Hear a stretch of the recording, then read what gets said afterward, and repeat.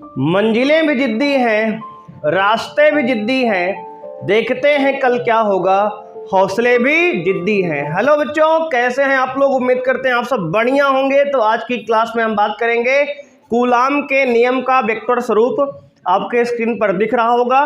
बच्चों, बहुत important topic है, बोर्ड एग्जाम में इससे अक्सर 3 नंबर का सवाल आता है। तो इस वीडियो को बिना स्किप किए बिल्कुल लगातार ध्यान से आप देखेंगे। आपका ध्यान भंग नहीं होना चाहिए इधर उधर, ठीक है ना? तो सीधे बच्चे कमरे में बैठ जाओ, छत पे बिल्कुल मत बैठना, नहीं आपकी ध्यान बच्चे भटक सकता है, ठीक है? तो देखिए ध्यान से। मान लो सबसे पहले बच्चे एक आवेश है Q1 और एक दूसरा आवेश है बच्चे Q2। और देखो बच्चे, एक आवेश है Q1 और एक दूसरा आवेश है Q2। ध्यान देंगे। तो बच्चे यहाँ एक आवेश Q1 है, दूसरा क्या है? Q2 है। अब मान लो बच्चे, अब यहाँ पर देखो, Q2 ने Q1 पे बल लगाया, force on 1 due to 2 F12, और Q1 ने Q2 पर बल लगाया F21। ये बल है क्या? F21। इतनी बात समझ में आई? देखो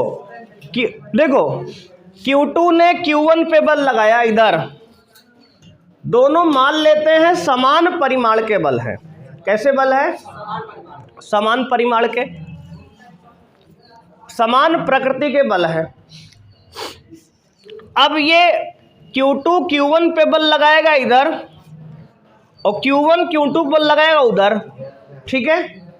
तो अब हमने कहा माना दो समान प्रकृति के बल, माना दो समान प्रकृति के आवेश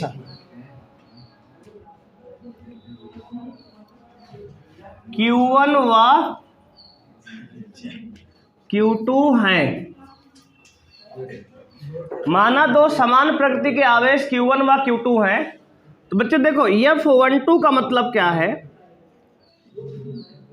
अगर इसको आवेश 1 मान लें, इसको आवेश 2 मान लें, तो देखो कहोगे आवेश 1 पर 2 के कारण बल। बात समझ रहे हो? आवेश 1 पर 2 के कारण बल, 1-2 का मतलब ये होता है। समझ रहे हो इतनी बात? कोई दिक्कत यहां तक? अब F21 का मतलब क्या है? तो कहोगे आवेश 2 पर 1 के कारण बल। इतनी बात समझ में आई कि नहीं आई? बोलो। अब बच्चे हमने कहा F12 F21 तो हो गया। अब देखो एक इसमें आएगा टर्म, देखो ये हमने लिखा है इनके बीच का एकांक सदिश 2 से 1 की तरफ, तो लिखेंगे इसको बच्चे R21 का कैप। क्या लिखेंगे? 2 से 1 की तरफ, तो R21 का कैप 2 से 1 की तरफ एकांक सदिश। R21 क्या है? तो कहेंगे 2 से 1 की ओर का एकांक सदिश, ठीक है? अब एक शब्द आएगा R12 क्या है यहाँ पे? तो कहेंगे सर 1 से 2 की ओर का एकांक सदिश R12 कैप। बात समझ रहे हो? 1 से 2 की ओर का एकांक सदिश, 1 से 2 की ओर का एकांक सदिश। अब देखो, अगर मान ले यहां कहीं मूल बिंदु है, मूल बिंदु से यानी ओरिजिन से 0 0 से इस पहले आवेश की दूरी R1 है, दूसरे आवेश की दूरी यहाँ बच्चे क्या है? R2 है मान लो। तो अब क्या होगा? देखो अगर आपसे हम कहें सर ऐसा करो ना, हमें बता दो R21 कैप, तो क्या होगा? तो कहोगे सर 2 से 1 की तरफ आप आ रहे हो ना, तो R21 कैप क्या होगा? तो कहोगे R1 minus R2, R1 minus R2 vector upon इसका परिमाण। समझ में आया? तो किसी एकांक वेक्टर, देखो अगर ए बी वेक्टर एकांक है तो इसकी वैल्यू क्या होती है? इसकी वैल्यू होती है वेक्टर ए बी अपॉन इसका परिमाण। ठीक है ना? कोई समस्या है? नहीं, समझ रहे हो ना? तो R21 कैप क्या होगा? R1 minus R2 upon R1 minus R2 का मैग्नीट्यूड। कैसे सर? देखो 2 से 1 की तरफ, तो ये प्रारंभिक बिंदु है, ये अंतिम बिंदु है। विस्थापन सदिश क्या होता है? अंतिम माइनस प्रारंभिक, तो अंतिम ये R1 माइनस R2, ये R21 ऐसे निकालते हैं। समझ में आ गया? अगर आपसे कहें R12 वेक्टर कैप बता दो, तो R12 मतलब 1 से 2 की ओर वेक्टर, तो इनिशियल प्रारंभिक बिंदु ये है, अंतिम ये है, तो अंतिम माइनस प्रारंभिक यानी R2 माइनस R1, तो R2 minus R1 upon R2 minus R1 का परिमाण। बात समझ में आई? ये दोनों की वैल्यू हो गई। 100% क्लियर है? अब देखो, अब हमने कहा force on charge 1 due to 2, पहले आवेश पर दूसरे वाले आवेश के कारण बल F12 क्या होगा? K Q1 Q2 अपॉन दूरी, उनके बीच की दूरी का स्क्वायर, उनके बीच की दूरी का स्क्वायर। देखो इनके बीच की दूरी का स्क्वायर हम यहां पे लिखेंगे R1 माइनस R2 का होल स्क्वायर इनटू, बच्चे ध्यान देना, इनटू ये तो परिमाण हो गया पूरा, इसकी दिशा क्या होगी? R2 minus R21 cap, R21 cap. समझ रहे हो ना? फोर्स ऑन 1 ड्यू टू 2, पहले वाले आवेश पर दूसरे वाले कारण बल, तो उसकी दिशा देखो ऐसे आई है, ये R21 कैप। अब इस R21 कैप की वैल्यू वहां से यहां रख सकते हैं क्या? रख दो। अच्छा सर ये सोच रहे हो ये कहां से आया ना, तो ये जो है 1 और 2 आवेश के बीच की दूरी है, ये विस्थापन सदिश है। इधर से इधर की दूरी क्या होगी? ये वाली दूरी क्या है? तो कहोगे sir R1 minus R2 vector, vector रूप में है ना ये। अब देखो इसकी वैल्यू डालते हैं, तो F12 क्या आएगा? तो कहेंगे sir K Q1 Q2 upon R1 minus R2 का होल स्क्वायर इनटू, इसकी वैल्यू देखो वहां से R1 माइनस R2 का vector upon R1 minus R2 का मॉड। अब बच्चे देखो ध्यान से, ये है स्क्वायर, स्क्वायर मतलब मॉड ही है ना, मतलब पॉजिटिव है, और ये मैग्नीट्यूड है। तो अगर दोनों को मिला के पावर 3 लिख सकते हैं क्या? इसकी लिख सकते हैं ना, क्योंकि ए बी स्क्वायर है, मैग्नीट्यूड बन जाएगा, ए बी मॉड है, तो इसको ऐसे लिख लो K Q1 Q2 upon R1 minus R2 का मॉड का पावर 3, मॉड लगा दिए, और इनटू में R1 माइनस R2 वेक्टर। ठीक है ना? बात समझ में आई? ये हमारा क्या हो गया? F12 की वैल्यू हो गई। बोलो कोई समस्या है यहां तक? अब देखो इतना नोट कर लिए आप ऊपर का पूरा, इतना नोट कर लो ऊपर का, और अगर कोई समस्या है तो बताओ भाई।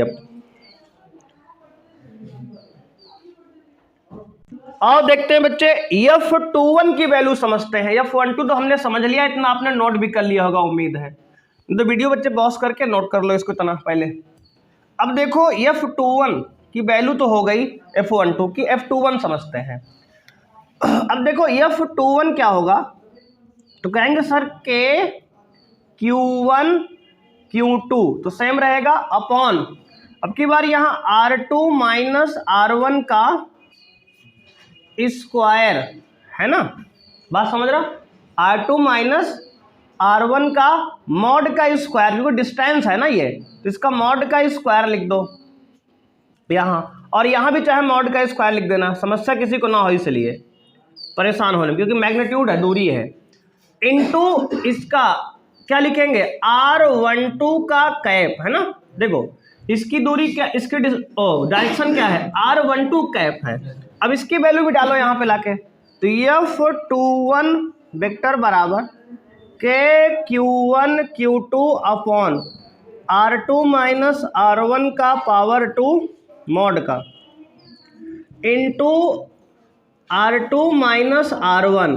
देखो इसकी वैल्यू R12 कैप की वहाँ वैल्यू लिखी है, R2 minus R1 vector upon R2 minus R1 का मैग्नीट्यूड। समझ रहे हो बच्चे, दोनों को मिला दो, क्या आएगा, F21 वेक्टर आएगा KQ1 Q2 upon R2 minus R1 का मॉड का power 3 into R2 minus R1।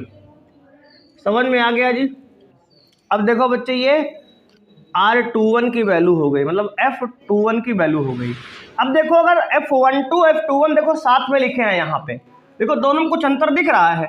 यहाँ अगर 21 है तो यहाँ भी 21 है, यहाँ भी 21 है, और यहाँ अगर 12 है तो यहाँ भी देखो 12 है, यहाँ भी 12 है। बात समझ रहे हो, बिल्कुल आसान है याद करना। अगर मान लो एग्जाम में भूल भी गए तो समझ लेना, ऐसे डायरेक्ट लिखना इसको, F21 बराबर KQ1 Q2 सेम रहेगा, यहाँ R2 माइनस R1, यहाँ भी R2 माइनस R1। बात समझ रहे हो, डायरेक्ट ऐसे लिख देना। मान लो भूल गए, सब ड्रामा करना इतना तो कोई दिक्कत नहीं, यार डायरेक्ट लिखेंगे वहां पे। अब देखो F21 की डायरेक्शन उधर है, F12 की डायरेक्शन इधर है, लेकिन दोनों की वैल्यू बच्चे सेम है। देखो तो लिखेंगे यहाँ पे F12 बराबर है माइनस टाइम्स ऑफ F21, मतलब परिमाण समान है, दिशा विपरीत है। इसको लिख सकते हैं F12 का परिमाण बराबर होगा F21 के परिमाण के। समझ रहे हो, दोनों का परिमाण लेकिन क्या होगा बच्चे, बराबर, दिशा केवल क्या है, विपरीत। समझ रहे हो, इस तरह से ये हुआ कंप्लीट। अगर यहां तक कोई समस्या आपको है कूलाम के नियम के वेक्टर स्वरूप में तो आप कमेंट कर सकते हैं।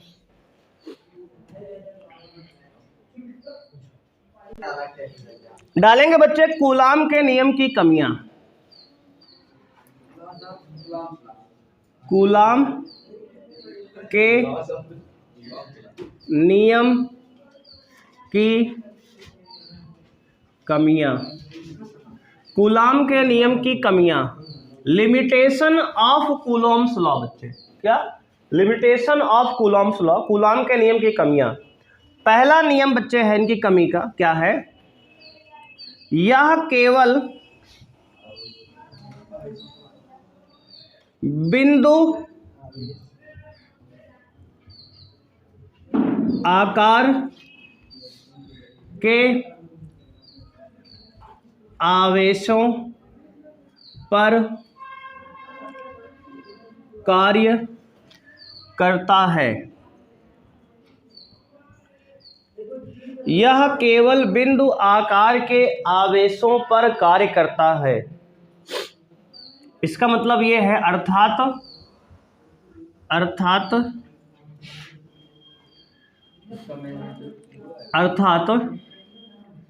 आवेश का आकार, अर्थात आवेश का आकार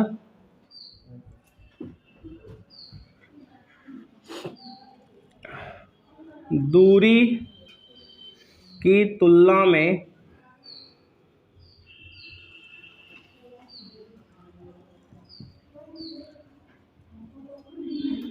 बहुत बड़ा होना चाहिए।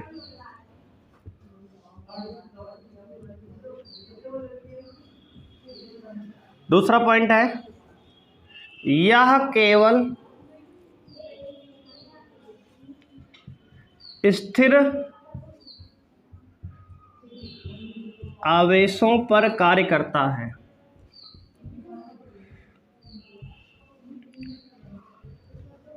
यह केवल स्थिर आवेशों पर कार्य करता है, मतलब अगर चार्ज रुके हैं तभी काम करेगा, है ना। 2 नंबर बच्चे आ सकता है, ध्यान समझेंगे कूलाम के नियम की कमियां क्या हैं। जैसे मान लो एक आवेश है Q1, एक आवेश है Q2, अगर ए भी विराम में है और ए भी विराम में है, दोनों विराम में है, स्थिर है, तो कूलाम का नियम यहाँ काम करेगा, ठीक है, अप्लीकेबल है, यहाँ लगेगा। और अगर जैसे मान लो 2 आवेश Q1 और Q2 हैं और ये आवेश बच्चे गतिमान है, ये गति में है, ये भी गति में है, तो यहाँ कूलाम का नियम नहीं लगेगा, ठीक है। बात समझ रहे हो? देखो हम बता के समझा दे रहे हैं डायग्राम से। अगर ये विराम में, ये विराम में तो काम करेगा, ये विराम में, ये गति में नहीं काम करेगा। अगर मान लो एक विराम में है और बच्चे एक गति में है तो तब भी काम करेगा, ठीक है। कूलाम का नियम तब भी काम करेगा। मतलब अगर, हाँ ये बात थोड़ा दिक्कत करेगी, लेकिन समझो, एक क्या है विराम में, एक गति में, तो काम करेगा नियम, ठीक है। ध्यान से बना के लिख लो ऐसे ही। अगर दोनों विराम में है तो काम करेगा और एक विराम में है तब भी काम करेगा, लेकिन अगर दोनों गतिमान है तो काम नहीं करेगा।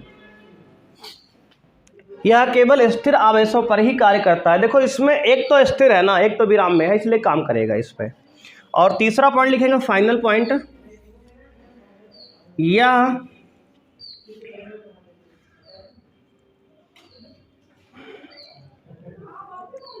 तब नहीं कार्य करता जब आवेशों के बीच की दूरी, आवेशों के बीच की दूरी, r की दूरी 10⁻⁻15 मीटर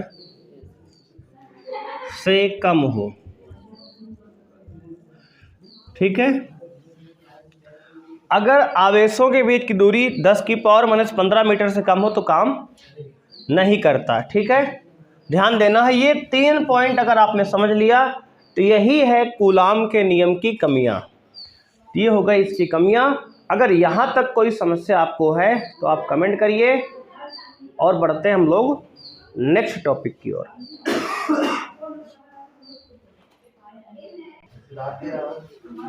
तो आज की क्लास में बच्चे इतना ही हम लोग करने वाले हैं। मिलेंगे नेक्स्ट क्लास में, और नेक्स्ट क्लास में जितना हमने पढ़ा है 3 से 4 दिन में, उस पर बच्चों हम लोग न्यूमेरिकल सॉल्व करेंगे। यानी कूलाम के नियम पर आने वाले सभी न्यूमेरिकल को हम लोग नेक्स्ट क्लास से सॉल्व करेंगे, ठीक है। तो आज के लिए बच्चे इतना ही, मिलते हैं नेक्स्ट क्लास में। और यदि आपने वीडियो को लाइक नहीं किया तो लाइक कर दीजिए, और अगर चैनल पे नए हैं तो सब्सक्राइब करिए, घंटा का बटन दबा दीजिए, जिससे आने वाली लेटेस्ट वीडियो का नोटिफिकेशन सबसे पहले आपके मोबाइल में गिरे, है ना। तो आज के लिए बच्चे इतना ही, मिलते हैं नेक्स्ट क्लास में। थैंक यू बच्चे, बाय, जय हिंद।